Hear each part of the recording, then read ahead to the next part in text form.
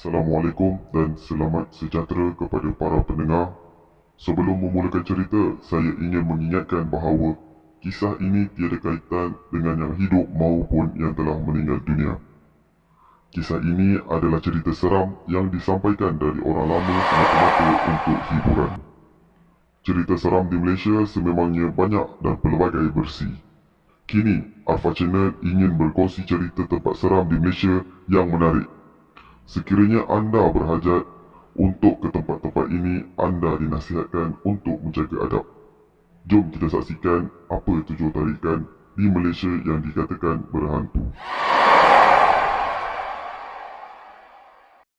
Lee Castle.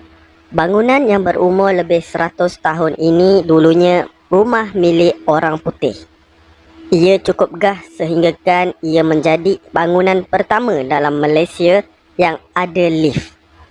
Tapi sewaktu pembinaannya, ramai buruh mati. Kemuncak tragedi bangunan 14 bilik ini ialah pemiliknya sendiri mati sebelum ia siap. Sekarang anda boleh datang ke sini, masuk di bilik utama, naik ke kawasan bumbung dan tengok sendiri kawasan tempat simpanan kain linen milik hartawan Scotland ini. Anda juga akan dapat rasa sejuknya kawasan ini walaupun kawasan luar panas berapi. Walaupun tak sekerap dulu, hantu pemilik kastel ini dikatakan masih boleh anda nampak termenung di tingkap bila waktu senja tiba. Kelibat anak perempuannya, Helen juga masih dikatakan berlega-lega dengan gaun malam putihnya di kawasan koridor Kelly Castle. Kadang-kadang orang terdengar suaranya sedang menangis. Untuk yang nak bergambar di sini, hati-hati kerana kadang-kadang ada juga kes entiti masuk frame. Muzium Perang Pulau Pinang. Dalam banyak-banyak tempat menarik di Malaysia, ini adalah tempat menarik yang pemiliknya sendiri mengaku bahawa kawasannya berhantu. Muzium perang ini dulunya kubu British dan dikatakan dibina oleh banduan dari India yang menunggu hukuman mati. Apabila siap, semua banduan dikatakan dibunuh untuk memastikan kubu ini kekal rahsia. Apabila Jepun menyerang Melaya, kubu ini ditinggalkan. Jepun kemudiannya menukarkan tempat ini menjadi pusat seksaan dan dalam kawasan ini ramai tahanan yang mati diseksa, dipancung ataupun digantung. Pendek kata, kawasan ini banyak memakan nyawa. Sampai penduduk di sekeliling sini pun memanggilnya dulu sebagai Bukit Hantu. Kalau mengikut pihak yang memajukan muzium ini, sebelum dibuka, muzium ini memang melalui proses menghalau roh. Tapi itu bukan 100% berjaya. Sekarang, kalau setakat anda terdengar bunyi orang bersiul, berbisik atau ada ternampak kelibat lembaga, itu memang perkara biasa. Muzium perang ini juga tersenarai dalam program National Geographic sebagai antara 10 tempat paling seram di Asia. Senang cerita, kalau anda datang di sini, jangan bawa budak, melainkan anda rajin nak ulang-alik menghadap Ustaz di Darul Syifa.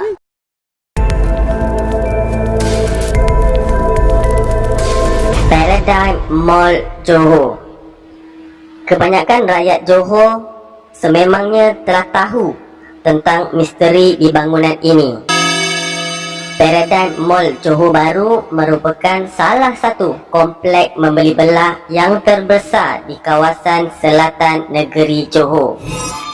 Dengan keluasan 1.3 kaki persegi, bangunan yang didirikan setinggi 7 tingkat itu dihadirkan dengan 500 buah kedai yang beroperasi dan turut menyediakan tempat letak kereta khas untuk pengunjung yang memuatkan sebanyak 4,200 kereta.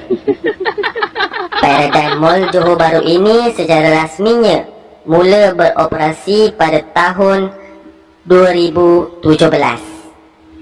Tetapi tahukah anda, kompleks membeli belah ini pada awal pemulihbaikannya adalah sebuah bangunan yang terbiar. Ramai percaya bahawa Paradigm Mall ini atau dahulunya dikenali sebagai Kemayan City adalah bangunan yang berhantu. Menurut sumber-sumber yang ada, pada fasa awal pembinaan Kemayan City ini, bangunan ini bakal dijadikan sebagai sebuah kompleks pejabat. Namun, terbengkalai disebabkan krisis ekonomi yang berlaku pada tahun 1997. Sejak itu, bangunan ini dibiarkan usang dan terbengkalai. Sehinggalah hampir 20 tahun berlalu, akhirnya projek Kemayan City Mall ini diambil alih dan diteruskan. Penghujung tahun 2017, bangunan ini beroperasi semula dan dinamakan sebagai Paradigm Mall Johor Bahru. Rata-rata mangsa yang terkena biasanya mereka yang baru pertama kali ke Johor Bahru dan langsung tidak mengetahui apa-apa kisah mengenai Kemayan City ini. Terpulanglah kepada tuan punya badan sama ada nak percaya ataupun tidak. Arfa Channel hanya menceritakan apa yang diceritakan oleh orang lain. Berikut ada beberapa kisah seram yang pernah terjadi kepada mangsa. Kisah yang pertama, sebuah keluarga yang berasal daripada Singapura sedang menghadiri kenduri majlis kesyukuran saudara mara mereka di Johor Bahru. Mereka agak sedikit lewat untuk pulang semula ke Singapura. Sewaktu pulang itu, mereka terlihat sebuah kompleks beli belah yang sangat meriah dan terang, bercahaya sementara dipenuhi dengan pengunjung.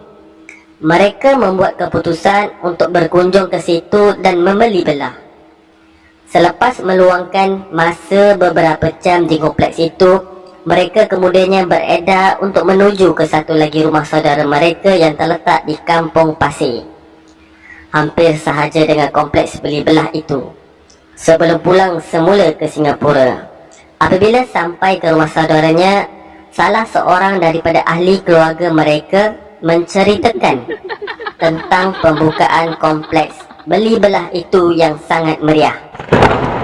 Alangkah terkejutnya, mereka sebaik mengetahui perkara itu lalu menceritakan hal yang sebenar.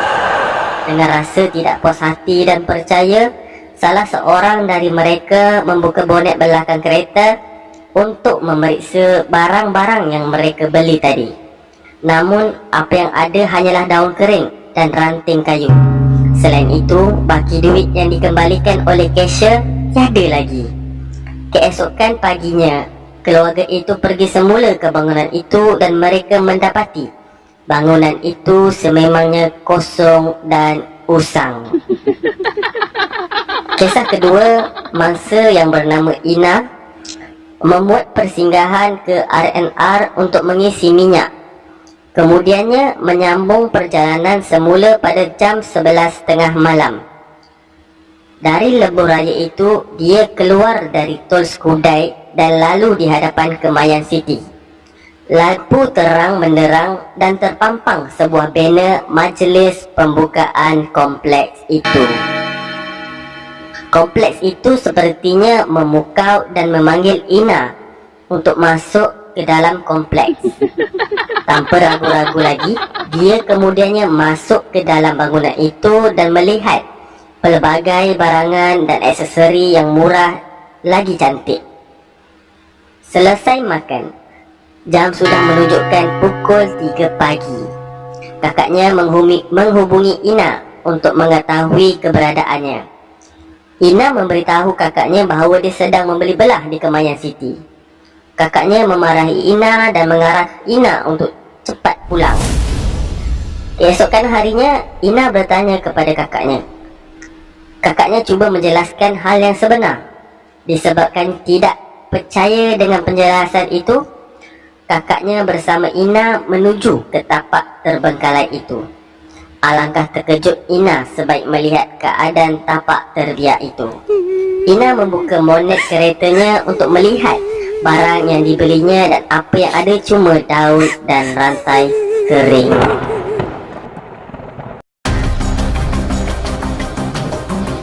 Bukit Cina Melaka. Kawasan Bukit Cina di Melaka ini terkenal dengan perigi Hang Lipo.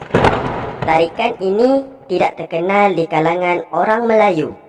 Tapi kalau pelancong asing dari China datang, ini antara tempat wajib mereka tuju. Kalau anda tidak pernah jejak kaki di sini, anda tidak akan tahu yang kawasan ini juga banyak kubur lama orang Cina. Sesetengah kubur ini sudah ada sejak 1620-an lagi. Bukit ini juga kawasan jogging orang-orang tua, dan masa tahun 60-an dan 70-an, kubur di sini antara tempat favorit kaki nombor ekor untuk menurun, dapatkan nombor bertuah mereka dari hantu Bukit Cina. Mereka yang berjoging di sini dulu dikatakan selalu terserempak dengan orang perempuan muda Cina yang cantik jelita. Dia berpakaian bangsawan dulu kala dan selalunya tersenyum pada orang yang melihatnya. Cuma dia tidak kacau sesiapa. Kata orang, ini hantu Hang Lipo. Kata orang, dia mati dan dikebumikan di situ. Entah betul, entah tipu. Hang Lipo saja yang tahu. Rumah Agnes Kate, Sabah. Rumah Agnes Kate yang pernah dihuni penulis terkenal Amerika ini tidak jauh dari Badar Sandakan. Rumah ini penting sebab gelaran negeri di bawah bayu itu datangnya dari Agnes. Bukunya pun ada tajuk yang sama. Ia juga adalah contoh rumah kolonial tahun 1940-an yang masih cantik dengan barangan antik yang dipelihara baik. Tapi sebenarnya rumah ini berhantu. Sewaktu beliau tinggal di sini, beliau pernah bercerita. Katanya, dia memang tidak percayakan hantu. Tapi setiap hari beliau akan nampak kelibat seorang perempuan yang keluar dari kawasan rumahnya, menggendong seorang bayi sambil melambai tangan kepada seseorang di dalam rumah itu. Wanita ini berjalan ke depan walaupun mukanya sentiasa menoleh ke belakang. Selepas Agnes, orang lain yang tinggal di sini pun pernah mengalami pengalaman misteri. Salah seorang dari mereka menceritakan bahawa pernah sekali di hujung rumah ini berbunyi pada waktu malam.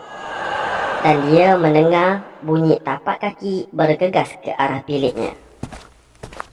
Pintu biliknya terbuka dan tiba-tiba muncul seorang perempuan dengan kepala berbalut kain putih yang penuh darah.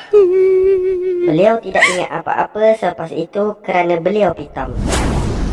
Untuk mereka yang pernah tinggal di sini, kalau setakat ada kelibat wanita duduk menunggu di tangga, itu memang perkara biasa. Muzium Negeri Pulau Pinang. Hospital lama selalunya berpenunggu. Ini juga mungkin penyebab Muzium Pulau Pinang ini termasuk dalam senarai tempat menarik dalam Malaysia yang berhantu. Ia masih dibuka pada tahun 1915. Ia sebenarnya hospital bersalin. Jadi di sini bukan sahaja ada bilik untuk melahirkan bayi, tetapi juga ada bilik mayat.